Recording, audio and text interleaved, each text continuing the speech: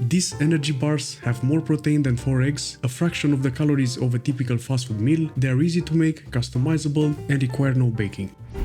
And this cost me just under $1.50 to make. Not to mention, they are packed with all the essential amino acids, plenty vitamins and minerals, fibers, and healthy fats. As for the ingredients, they are easy to find and do not break the bank. That being said, let's get started. First, I'm adding the pumpkin seeds and the peanuts together in a bowl and let them soak in cold water for an hour, just to make them a bit moister and easy to work with. I also soak the goji berries, but only for 15 minutes, for the same reason, to make them moister and easy to blend. Next, in a large mixing bowl, I'm adding pumpkin seed protein. I'm using this because it tastes good and it has 61 grams of protein per 100 grams, followed by the vegan protein. This is made out of only 3 ingredients. It has 80 grams of protein per 100 grams and contains all the essential amino acids. Next, cinnamon, followed by allspice and sea salt. Mix until blended. I like adding these spices because they make a huge difference in terms of flavor and they add up almost no calories. For the next step, I'm using the food processor. I'm adding the drained nuts and seeds and mix them for about a minute or until the desired texture. I prefer them just like this. Then I'm adding them to the dry ingredients. Next, in the food processor, I'm adding the dates, followed by the drained goji berries, vanilla extract, peanut butter, and mix them for about 30 seconds or until they end up being a paste. And it goes into the same bowl. Make sure to scoop everything because this paste tastes amazing. Then I'm mixing them by hand because at this stage the food processor does not do the job properly. If the mixture tends to be too dry, I like adding a splash of plant-based milk or water and keep mixing until it's fully incorporated. It should end up looking like a cookie dough. In a pan or a tray, I'm laying some plastic wrap just to prevent the mixture from sticking. The mixture goes in and with the help of the spatula I'm spreading it evenly to about 2 cm thick. I'm using the excess plastic to wrap it, then with the help of the cup, I press it gently to level it and remove the air.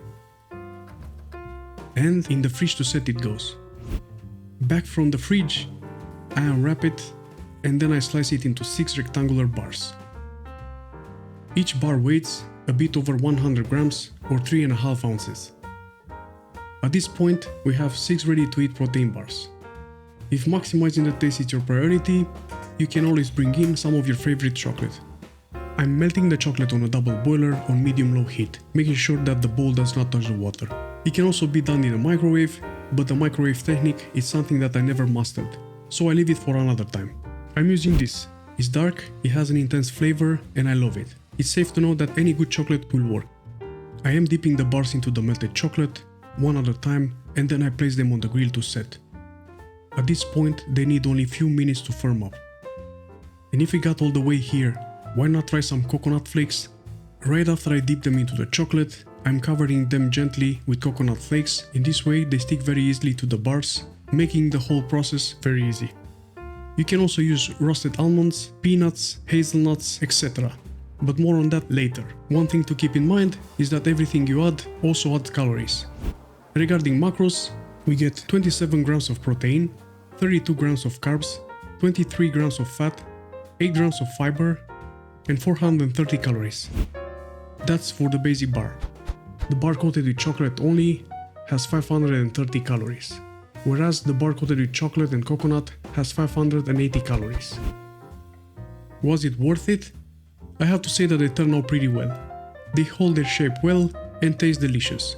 Talking about taste, here is the only place where the extra calories will pay off, but not by much in my opinion.